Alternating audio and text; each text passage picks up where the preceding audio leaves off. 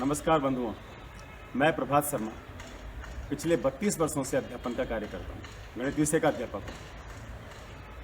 चूँकि मैं अध्यापक हूँ इसलिए अभी अभी अध्यापन से संबंधित एक कार्य हमारी नई राष्ट्रीय शिक्षा नीति 2020 केंद्रीय कैबिनेट द्वारा पारित हुई है। इस विषय के ऊपर राष्ट्रीय शिक्षा नीति को मैं पढ़ूँ, उसका विश्लेषण करूँ और उसके बारे में मेरे मन में जो उद्गार आए उसमें सभी के साथ साझा करूं, ऐसा मुझे लग रहा था। तो उसी बात को लेकर मैं आपके सामने हूं। क्योंकि मैं अध्यापक हूं पिछले 32 वर्षों से, इसलिए सबसे पहले राष्ट्रीय शिक्षा नीति में जो 15वें पैरे के ऊपर है स्थित अध्यापक शिक्षा, उसके ऊपर प्रथमतः बोलता हूँ। मेरे अगले वीडियो के अंदर मैं बाकी शेष बची हुई राष्ट्रीय शिक्षा नीति के बारे में बताने वाला हूँ, जो मेरी समझ में आया। अध्यापक शिक्षा को जैसे ही प्रारंभ किया मैंने पढ़ना और उसका 15.1 और 15.2 पैराग्राफ मैंने पढ़ा, जो मैं अभी आपको दिखाने वाला हूँ। उस 15.2 पैराग्राफ को पढ़ते ही मैं एकदम से चौंक गया कि राष्ट्रीय शिक्षा नीति को क्या एक ही व्यक्ति ने मिलकर बैठकर लिखा है, क्योंकि उसमें उच्चतम न्यायालय का संदर्भ देते हुए एकदम एक बहुत निम्न स्तरीय बात लिखी हुई है। उच्चतम न्यायालय का संदर्भ दिया है। न्यायाधीश JS वर्मा आयोग 2012 में जो बना था उसका संदर्भ दिया है और कहा गया है इस राष्ट्रीय शिक्षा नीति के 15.2 पैरे के अंदर कि स्टैंड एलोन बीएड कॉलेजेस, जो स्टैंड एलोन TEIs हैं, टीचर एजुकेशन इंस्टीट्यूशंस हैं, ये लोग ने जो 10,000 से ऊपर हैं लगभग, आज तक कभी भी अध्यापक शिक्षा के बारे में गंभीरता से उसके उन्नयन के बारे में कोई भी प्रयास नहीं किया। साथ ही साथ में इन 10,000 से ज़्यादा अधिक TEIs ने बहुत ऊंचे दामों पर डिग्रियों को बेचा है। एक राष्ट्रीय शिक्षा नीति को लिखने वाले, जिसको शिक्षा मंत्री जी सामने रख रहे हैं, प्रधानमंत्री जी जिसको रख रहे हैं आपके सामने, और वो कह रहे हैं, वो मान रहे हैं कि बरसों से ये जो 10,000 से ऊपर के जो TEIs हैं वो शिक्षा को ऊंचे दामों पर बेच रहे हैं। अब स्टैंड अलोन TEIs के बारे में मैं आपको थोड़ा सा बताऊं, पहले आप देख लीजिए। Justice JS Verma commission report 2012, ये उसका वॉल्यूम 1 है। वॉल्यूम 2 के अंदर ये देखिए यहाँ पर recommendations in respect of the 291 institutions offering DED program are listed separately in volume 2 of this report, और वॉल्यूम 3 के अंदर एनेक्सेस हैं। हम वॉल्यूम 1 से ही हमारा कंसर्न है और वॉल्यूम 1 से ही राष्ट्रीय शिक्षा नीति में जो दे रखा है पैराग्राफ 15.2 उसका कंसर्न है। तो अभी हम इसको देखते हैं। देखिए, इसमें हमें पहले चैप्टर में इस रिपोर्ट, कमीशन की रिपोर्ट के the commission genesis and methodology of its work, इससे मतलब नहीं है। Quality of pre service teacher education, इससे हमें कंसर्न है। इसमें है 2.1 में बैकग्राउंड है, 2.2 में existing scenario of teacher education, इसको हम देखते हैं 2.2 को। ठीक है, तो 2.2 के ऊपर हम आते हैं। वैसे ही आप इस रिपोर्ट को देख सकते हैं। मेरा खाली तात्पर्य यहाँ पर यही है, इतना ही दिखाना है कि कितना झूठ लिखा है राष्ट्रीय शिक्षा नीति में, वो मैं आपको दिखाना चाह रहा हूँ। तो हम 2.2 के ऊपर आते हैं। ये 1 है, 2.2 2.1 में बैकग्राउंड है और 2.2 के अंदर आपका ये रहा existing scenario of teacher education. देखिए, यहाँ है क्लासरूम प्रैक्टिस के बारे में है। The institution culture of pre service teacher education in India are also a consequences of their position in the system of education. इसमें भी वो नहीं है कि आपके ये जो स्टैंड एलोन जो टीचर एजुकेशन इंस्टीट्यूशंस हैं वो ऊंची फीस लेकर डिग्रियां बेचते हैं, कहीं नहीं लिखा। ऑफ रिकमेंडेशंस, इनकी रिकमेंडेशंस में फर्स्ट है quality of pre service teacher education. अब यहाँ देखिए इन्होंने कहा है कि 90% teacher education institutions are non government sector हैं। फिर उन्होंने कहा था ईस्टर्न और नॉर्थ ईस्टर्न रीजन में ये बहुत कम है, शॉर्टेज है, इसलिए वहाँ की गवर्नमेंट को चाहिए कि वो नए टीचर एजुकेशन इंस्टीट्यूशंस खोलने के लिए अलग से इन्वेस्ट करे। ठीक है, गवर्नमेंट में explore the possibility of transparent procedure of pre entry. इनका जो एंट्रेंस एग्जामिनेशन है वो ट्रांसपेरेंट होना चाहिए और गवर्नमेंट कराए तो बहुत बेहतर है, जैसा कि अभी होता है। राजस्थान में तो होता है कि पीटीईटी का एग्जाम होता है जिसके थ्रू, एंट्रेंस एग्जाम के थ्रू ही बच्चे मिलते हैं। सभी स्टेट्स में ऐसा होगा। ये यहाँ लिखा है कि ये पार्ट ऑफ हायर एजुकेशन होना चाहिए। पहले बीएड का कोर्स एलिमेंट्री एजुकेशन के साथ में अटैच था, अब ये हायर एजुकेशन के साथ में है पिछले 10-1 साल से, तो ये भी कर दिया गया था। फिर इसमें लिखा था कि desirable that new teacher education institution are located in multi and interdisciplinary academic environment. नए जो खोले जाएं वो इस प्रकार से खोले जाएं।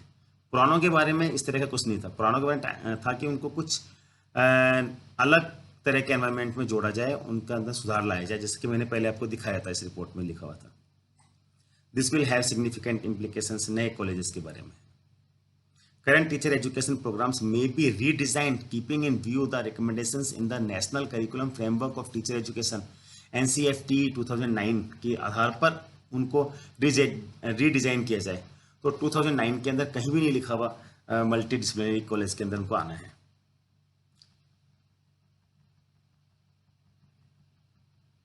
तो इस प्रकार से इनकी रिकमेंडेशन में हमने देखा कि इस प्रकार का कहीं कुछ नहीं है जैसा उन्होंने लिखा है। मैं बताता हूँ उन्होंने क्या लिखा है। अभी ये इन सर्विस टीचर एजुकेशन के बारे में है, teacher performance and teacher audits के बारे में है, और ये एनसीटी को स्ट्रेंथ करने के बारे में है, कैसे स्ट्रेंथन की जा सकती है, और जनरल रिकमेंडेशन ये है।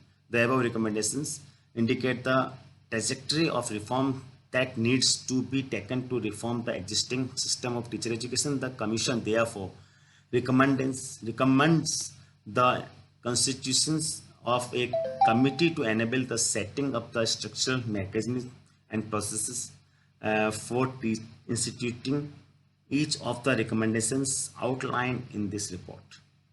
अब देखिए इन्होंने राष्ट्रीय शिक्षा नीति में क्या लिखा है। राष्ट्रीय शिक्षा नीति में इन्होंने हायर एजुकेशन के बारे में 15 नंबर पैराग्राफ में है शिक्षक शिक्षा, और 69 नंबर पेज पे है। हम यहाँ पहुँचते हैं 69 पेज। हाँ, अब देखिए यहाँ लिखा है, यूँ पढ़ता हूँ। उच्चतम न्यायालय द्वारा गठित न्यायमूर्ति JS वर्मा आयोग 2012 के अनुसार स्टैंड एलोन TEI जिनकी संख्या 10,000 से अधिक है, अध्यापक शिक्षा के प्रति लेश मात्र गंभीरता से प्रयास नहीं कर रहे हैं, बल्कि इसके स्थान पर ऊंचे दामों पर डिग्रियों को बेच रहे हैं। इस दिशा में अब तक किए गए विनियामक प्रयास ने तो सिस्टम में बड़े पैमाने पर व्याप्त भ्रष्टाचार को रोक पाए हैं और नहीं गुणवत्ता के लिए निर्धारित बुनियादी मानकों को लागू कर पाए। इस तरह की भाषा कि इतने सारे इंस्टीट्यूशंस ऊंचे दामों पर डिग्रियों को बेच रहे हैं, इन्हें शर्म नहीं आती है राष्ट्रीय शिक्षा नीति में इस प्रकार की बात लिखते हैं। तो जिस प्रकार से आपने देखा कि ऐसा नहीं है। अब मैं आपको स्टैंड एलोन बीएड कॉलेजेस के बारे में बताता हूं, और थोड़ा सा इसमें लिखा है जैसा कि जो बहुविषयिक जो बहुत सारे कोर्सेज चलाने वाले महाविद्यालय हैं, विश्वविद्यालय हैं, वो उच्च स्तरीय अध्यापक शिक्षा दे सकेंगे, उसका भी थोड़ा सा हम विश्लेषण या देख लेते हैं। यहाँ पर मैं जयपुर में रहता हूँ।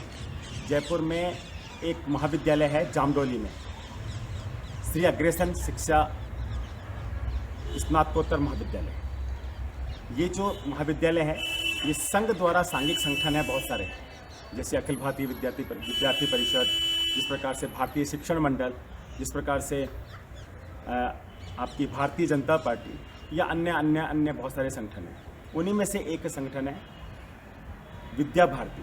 विद्या भारती द्वारा संचालित बहुत सारे विद्यालय हैं। आदर्श विद्या मंदिर, उत्तर प्रदेश में सरस्वती शिशु मंदिर, इस प्रकार के नामों से पूरे भारतवर्ष में हजारों ये विद्यालय चलते हैं। इनका एक महाविद्यालय भी संचालित है जयपुर में, जामडोली स्थित, ये जिसका मैं आपको रेफरेंस दे रहा हूँ। स्टैंड एलोन महाविद्यालय है। इस महाविद्यालय के अंदर केवल और केवल मात्र शिक्षा विषय को ही पढ़ाया जाता है। जब भी कोई विदेश से डेलीगेशन आता है, यहाँ तक कि कांग्रेस नीति शासन के अंदर की बात बता रहा हूँ, उसके समय भी जो विदेश से डेलीगेशन आता है और वो चाहता है कि भारत के अंदर अध्यापक शिक्षा को देखने के लिए वो किसी महाविद्यालय में जाना चाहते हैं, तो इस महाविद्यालय में लाकर उस डेलीगेशन को बताया जाता है कि ये महाविद्यालय भी अध्यापक शिक्षा देता है। और आप यहाँ पर देख सकते हैं कि हमारे देश में किस प्रकार की अध्यापक शिक्षा दी जाती है। उस स्टैंड एलोन शिक्षा महाविद्यालय के बारे में ये नई राष्ट्रीय शिक्षा नीति कहती है कि उसने अध्यापक शिक्षा को देने में कोई गंभीरता नहीं दिखाई और उसने केवल ऊंचे दामों पर शिक्षा को बेचा है, डिग्री को बेचा है। अब मैं आपको बहुविषयिक महाविद्यालय और विश्वविद्यालयों के बारे में बताता हूँ। जयपुर में सबसे अच्छा बहुविषयक शिक्षा संस्थान है राजस्थान विश्वविद्यालय, जिसे बहुत सारे विषयों के अध्ययन कराए जाते हैं। वहाँ अध्यापक शिक्षा के विषय के बारे में मैं आपको बता रहा हूँ। वहाँ एमएड का कोर्स चलता है, अध्यापक शिक्षा देने वाले एजुकेटर्स के लिए कोर्स चलता है एमएड। उसे एमएड के कोर्स को चलाने के लिए एक शिक्षा विभाग बना हुआ है। उस शिक्षा विभाग में वर्षों तक 2 ही प्रोफेसर रहे। पिछले 4-5 वर्षों से तो वहाँ एक भी प्रोफेसर नहीं है, तो 2 भी सेवानिवृत्त हो चुके हैं। फिर भी वो शिक्षा विभाग वहाँ पे संचालित होता रहा। ये है उस बहुविषयक विश्वविद्यालय के हाल। मैं और आप ये जो शिक्षा से जुड़े हुए हैं वो व्यक्ति बहुत अच्छे प्रकार से जानते हैं कि उनके पास 5-7 दिनों में एक ने एक तो इस प्रकार का टेलीफोन आ ही जाता है कि मैं XYZ एजेंसी से बात कर रहा हूँ, जो बात कर रही हूँ, आपको क्या आपके पास में स्नातकोत्तर के लिए कोई इंक्वायरीज आती है? यदि हमने कहा आती है तो बताते हैं कि हम लोग ये कोर्सेज करवाते हैं डिस्टेंस से भी और कैंपस से भी। यदि आपने कहा कि मैं कैंपस से नहीं कर सकता, दूरस्थ ही कर सकता हूँ, तो भी वो बोलते हैं आपको कैंपस की डिग्री मिल जाएगी, आप चाहें तो विश्वविद्यालय आए चाहे ना आए। और ये भी वो ऑफ़र करते हैं कि आपको बैक में जाकर भी डिग्री मिल जाएगी। यदि आपने 3 वर्ष पहले या 4 वर्ष पहले 12वीं क्लास पास की हुई है तो आपको वो आज स्नातक की डिग्री दे सकते हैं। कुछ पैसे लगेंगे, चार्जेस लगेंगे। ये विश्वविद्यालय जो बहुविषयक कोर्सेज चलाते हैं, निजी विश्वविद्यालय हैं अधिकांश नहीं है, ये विश्वविद्यालय डिग्री को बेच रहे हैं। वो बेचारा stand alone teacher education institutions जो न तो अपने आप एक भी एडमिशन ले सकता है, उसके लिए कोई एंट्रेंस एग्जाम करवाती है सरकार, न तो वो खुद एक भी एडमिशन अपने तरीके से अपने चाहकर इच्छा से ले सकता है।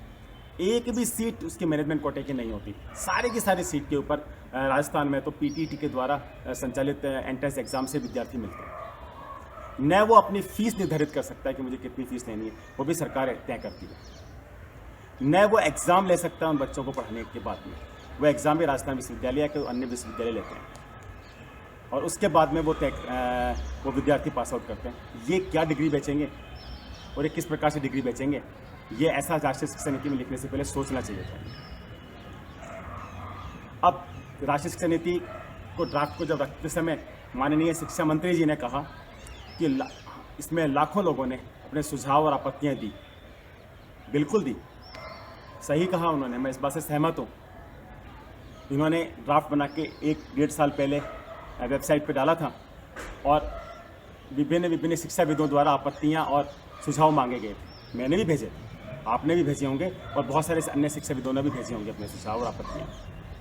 उन सुझावों और आपत्तियों का विश्लेषण करने का समय संभवतया इस कमेटी के पास कितना मिला मुझे नहीं पता, क्योंकि 6 महीने से तो कोरोना क्राइसिस प्रारंभ हो गया है भारतवर्ष में, पूरे विश्ववर्ष में प्रारंभ हो गया। तो ठीक से समय उनको मिल पाया कि नहीं मिल पाया मैं नहीं जानता, और कितना उन्होंने उसका विश्लेषण किया होगा हर आपत्ति का, हर उसका सुझाव का, और उस विश्लेषण के बाद क्या निष्कर्ष निकाला होगा और किस प्रकार से उनके अंदर प्राप्त हुई आपत्ति और सुझाव अच्छे उनको किस प्रकार से इनकॉर्पोरेट किया होगा, ये किसी को नहीं पता।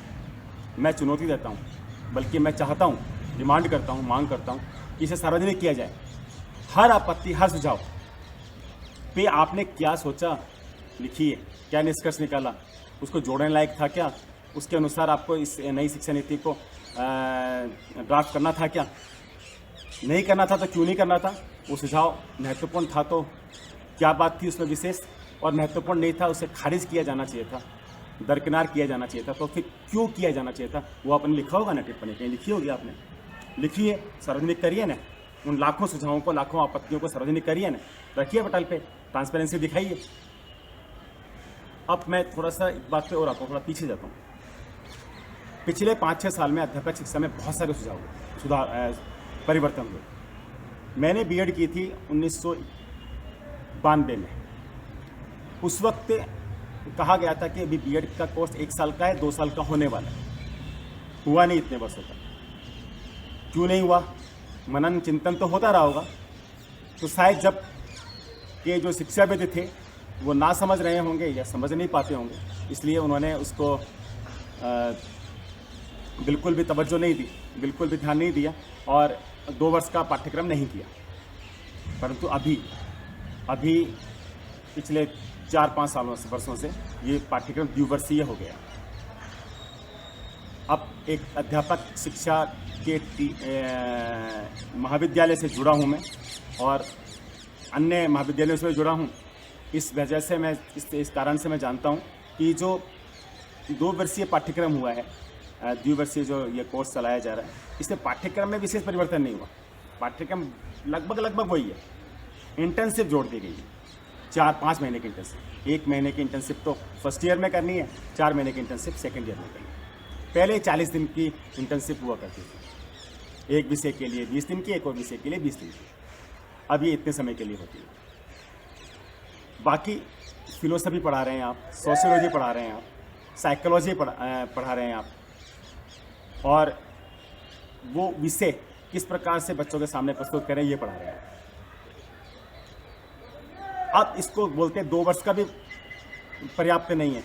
टीचर जो राष्ट्र का निर्माता है वो कम से कम 4 वर्ष पढ़े, और भी ज़्यादा पढ़े, खूब पढ़े, टीचर एजुकेशन को पढ़े खूब, अध्यापक शिक्षा को पढ़े, तो वो अच्छा अध्यापक बन पाएगा। मैंने तो सुना है अध्यापक बनाए ही नहीं जा सकते, अध्यापक तो जन्म लेते हैं। अभी मैं इस विषय पे आने वाला हूँ। पहले इन 4 विषय ही जो पाठ्यक्रम कोर्स से प्रारंभ किया है, या जो द्विवर्षीय पाठ्यक्रम प्रारंभ किया है 1 वर्ष से, इस पर आए। जब 4 वर्षीय पाठ्यक्रम है जिसको बीए बीएड या बीएससी बीएड या बीकॉम बीएड का नाम दिया जा रहा है, अभी तो बीए बीएड और बीएससी बीएड ही प्रारंभ किया, बीकॉम बीएड प्रारंभ किया ही नहीं है। नहीं लगता है कि बीकॉम बीएड की आवश्यकता ही नहीं है, बीकॉम कॉमर्स पढ़ाने वालों को तो बीएड की आवश्यकता नहीं है। खैर जो भी है, ये जो कोर्स है, जब बच्चा 4 वर्ष के लिए पढ़ने जाएगा तो वह अध्यापक शिक्षा की पेचीदगियाँ पढ़ेगा, किस प्रकार से स्किल्स पढ़ेगा, किस प्रकार से उसको अपने सब्जेक्ट को बच्चों को पढ़ाए ये पढ़ेगा, सीखेगा।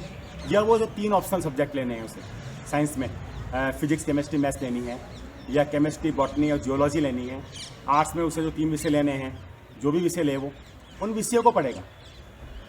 अब वो अध्यापक बनेगा किस विषय का? जिस विषय का अध्यापक बनेगा उस विषय में उसे पारंगत होना चाहिए। हमने शुरू से जाना है कि अध्यापक वो है, अध्यापक कौन?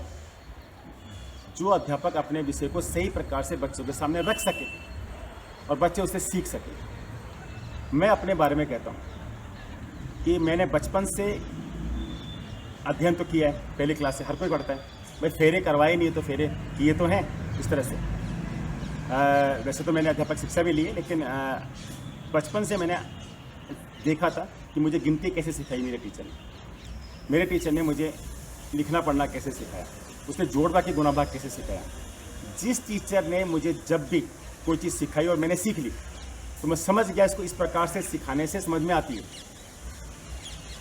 और किसी के द्वारा कोई चीज़ सिखाई जाने पर भी मेरे समझ में नहीं आई तो मैंने जाना कि इस प्रकार से टीचर ने बहुत कोशिश की, मुझे समझ में नहीं आई, तो फिर इस प्रकार से मैं भी यदि सिखाऊंगा अपने विद्यार्थियों को तो समझ में नहीं आएगी। तो मैं बचपन से लगातार जब पढ़ते पढ़ते भी मैं अध्यापक शिक्षा सीख रहा हूँ ना, वो स्किल्स समझ रहा हूँ ना।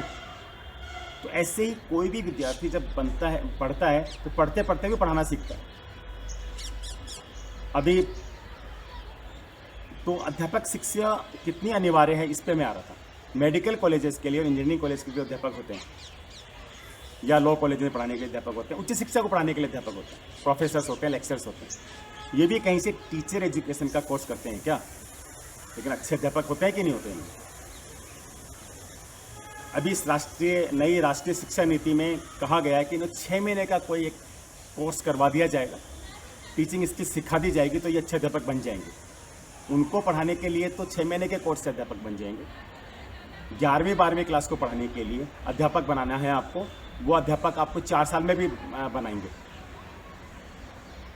और आप ये कहते हैं कि जिससे अध्यापक बनना है वो ही 12वीं क्लास में तय कर ले कि मुझे अध्यापक बनना है। बाद में जब कुछ भी नहीं बन पाता तो अध्यापक बन जाता है वो। ऐसा नहीं है। IIT करने के बाद भी, तुरंत IIT करने के तुरंत बाद भी वो इंजीनियर्स अध्यापक बनते हैं, आज भी बनते हैं। लेकिन वो कहाँ बनते हैं? जहाँ उन्हें अधिक पैसा मिलता है, जहाँ 1 करोड़ का उनको पैकेज मिलता है, वहाँ बनते हैं। आप कर दीजिए ना अध्यापकों की सैलरी ज़्यादा, आप कर दीजिए ना उनकी सैलरी इंजीनियर से, डॉक्टर से और आपके ब्यूरोक्रेट से ज़्यादा। तो जो भी टॉप के वो IAS नहीं बनेंगे ना, ग्रेजुएशन करने के बाद में अध्यापक के पैसे में आएंगे ना वो IAS का एग्ज़ाम क्यों देंगे? क्योंकि IAS बनने के बाद में वो ज़्यादा कमाते हैं, अपनी लाइफ स्टाइल उनकी अच्छी होती है, थोड़ा सा सम्मान मिलता है उन्हें, अध्यापक को नहीं मिलता उतना। तो जब मिलेगा सम्मान, जब मिलेगा पैसा तो आएंगे इस पैसे में। 12वीं में तय क्यों करवाते हैं? 12वीं में इतना मैच्योर नहीं होता कि वो अपना भविष्य में किस फील्ड में जाने वाला हूँ वो तय कर ले। और मेडिकल की बात अलग है, मेडिकल में तो पूरा कोर्स पढ़ना होगा। यहाँ तो उससे मैथ्स पढ़ाने के लिए टीचर बनना है तो मैथ्स का कोर्स पढ़ाइए ना 3 साल, फिर 1 साल के लिए पढ़ा दीजिए ना, B.Ed पढ़ाते हैं तो। नहीं तो उसकी भी आवश्यकता नहीं है। अब चलिए, अभी वर्तमान में जो अध्यापक हैं जितने, मैं तो मानता हूँ कि जितने भी संघ के प्रचारक हैं, जितने भी साधु हैं जो अच्छा उपदेश देते हैं, या जो भी अच्छे पत्रकार जो अच्छा लेख लिखते हैं, या जो भी आपको अच्छा ज्ञान देते हैं, वो सारे के सारे अध्यापक हैं। जिनसे ज्ञान से आप अपने जीवन को सुधार सकते हैं, सब अध्यापक हैं। क्या उन सबने B.Ed की डिग्री प्राप्त की हुई है, अध्यापक शिक्षा ली हुई है? अच्छे अध्यापक कैसे बने वो? अब चलिए उस तरह के अध्यापकों को छोड़िए, वास्तव में जो एकेडमिक पढ़ाने वाले अध्यापक हैं उनकी बात करते हैं। अभी एक बहुत बहुत नामी गिरामी अध्यापक आनंद कुमार जी के बारे में मैं ज़रूर आपको बताऊंगा। आनंद कुमार जी ने कौन सी टीचर अध्यापक शिक्षा प्राप्त की हुई है? मात्र विज्ञान में स्नातक हैं, लेकिन क्या कमाल के अध्यापक हैं। हम जानते हैं, उन पर एक फिल्म भी बनी है सुपर 30 नाम से। 30 विद्यार्थियों को चुनते हैं और 30 के 30 IIT में सेलेक्ट होते हैं। आप 10 साल का B.Ed 10 साल का टीचर एजुकेशन का कोर्स करवा दो किसी को, और उससे भी ये उम्मीद करो कि 30 विद्यार्थियों को पढ़ाए और 30 के 30 IIT में सेलेक्ट हो जाएं, नहीं होते। अध्यापक बनाए नहीं जा सकते, अध्यापक जन्म लेते हैं। कोटा के अंदर बहुत सारे अध्यापक हैं, मैं सभी के नाम नहीं जानता हूं, लेकिन मैं कुछ के नाम जरूर मैं आपको बताता हूं। RKV सर, राम किशन वर्मा जी, अभिष Goyal ji, AGL sir, SM sir, Vinod Kumar ji जो बंसल क्लासेस में लेते हैं। किसी कोचिंग सेंटर का प्रचार करने का मेरा वो नहीं है उद्देश्य, लेकिन ये जो सारे जिनको 1-1 करोड़ से ऊपर का पैकेज मिलता है, और भी अनेकों 15, 20, 25 ऐसे IIT यहीं पे पढ़ाई की उन्होंने IIT के लिए। उसके बाद IIT की जाकर किसी IIT को आपके कॉलेज में, IIT मुंबई में, चाहे IIT गुवाहाटी में, चाहे कहीं और जाकर, और उसके बाद में वो कहीं इंजीनियरिंग करने के लिए किसी कंपनी फैक्ट्री में नहीं कि अध्यापक बनना उन्होंने चुना, और कोटा में ही आ गए वापस। कोटा किसी कोचिंग सेंटर में जुड़े और आज अच्छे अध्यापक हैं। उन्होंने कहीं से कोई B.Ed का कोर्स नहीं किया हुआ, अध्यापक शिक्षा का कोर्स नहीं किया हुआ। अब मैं अपनी सारी बातों को कंक्लूड करता हूँ और बस खाली मैं यही निवेदन करता हूँ, जो राष्ट्रीय शिक्षा नीति को बनाने वाले हैं वहाँ तक मेरी बात पहुँच जाए। मैं सबसे निवेदन करता हूँ कि वहाँ तक मेरी बात पहुँचाने का प्रयास कर सकते हैं तो करिएगा ज़रूर। उन्हें कहिएगा, समझाइएगा कि राष्ट्रीय जो शिक्षा नीति है इसमें अध्यापक शिक्षा के बारे में टिप्पणी करी है ना 15.2 पैराग्राफ में, उसे तुरंत हटा लें। ठीक नहीं है। आप 10,000 से ऊपर अधिक कॉलेजेस को बोलते हैं इस प्रकार से कि वो लोग ऊंचे दामों में शिक्षा की डिग्रियां बेच रहे हैं, तो आप 6 साल से या इन आज़ाद के बाद में 60 वर्षों से कर क्या रहे हो? क्यों नहीं उनकी डिग्री बेचने पे बंद कर दिया उन्हें? देख लिया, मैंने उदाहरण दिया ना आपको, जामदौली में जो स्टैंड एलोन महाविद्यालय, उसका आप तुलना तो की देखी तो सही पहले कि जो स्टैंड एलोन महाविद्यालय वो क्या कर रहे हैं, उनके द्वारा पास आउट स्टूडेंट्स कहाँ हैं, और वो भी देखिए कि जो ये बहुविषयक विश्वविद्यालय खुल गए हैं, निजी विश्वविद्यालय बहुत सारे जिनको आप बोलते हैं कि उच्च शिक्षा दे सकते हैं, वो कहाँ हैं। तो इनको थोड़ा तुलना करिए, समझिए, सोचिए और एकदम से इन कॉलेजों को बंद कर देंगे, बंद कर दिया जाना चाहिए, 1 साल की धमकी देने का जो इस तरह की बातें राष्ट्रीय शिक्षा नीति में आपने की है, शोभा देती नहीं है। जिसने भी लिखा है, एक व्यक्ति ने बैठ के लिखा है, मुझे ऐसा समझ में आ रहा है, कोई बहुत सारे लोगों की टीम बैठती इसको लिखने के लिए अध्यापक शिक्षा को, तो इस तरह की बातें नहीं लिखती, और वो भी न्यायाधीश महोदय का संदर्भ देते हुए। एक तो इसको ध्यान में रखिए, इस तरह की टिप्पणी हटाइए। दूसरा, अध्यापक शिक्षा के ऊपर और दोबारा से पुनः चिंतन मनन कीजिए। केवल विदेशों की, किसी फिनलैंड की, चाहे कोरिया की, चाहे किसी और देश की शिक्षा नीति को इस तरह से वहाँ से पढ़कर मत थोप दीजिए। कृपया ध्यान देंगे, मेरी बात का बुरा नहीं मानेंगे। जो भी इसको बनाने वाले, लिखने वाले होंगे, उनसे मैं क्षमा चाहता हूँ, लेकिन मेरे मन की पीड़ा थी, वेदना थी उस 15.2 पैराग्राफ को पढ़ने के पश्चात। तो उसको समझते हुए आप मेरी बातों को थोड़ा देखेंगे। और हाँ, एक चुनौती और देता हूँ मैं, अध्यापक शिक्षा विषय के ऊपर कोई भी व्यक्ति मुझे कहीं भी बैठकर मेरे साथ बात करे, वो अपने तर्कों से, अपनी बातों से मुझे समझा सकता समझाए, और नहीं तो मेरी बातों को थोड़ा सुने। और किसी भी मंच के ऊपर मैं कहीं भी जाकर इस बात के ऊपर किसी के साथ भी तर्क वितर्क या चर्चा करने को तैयार हूँ। धन्यवाद।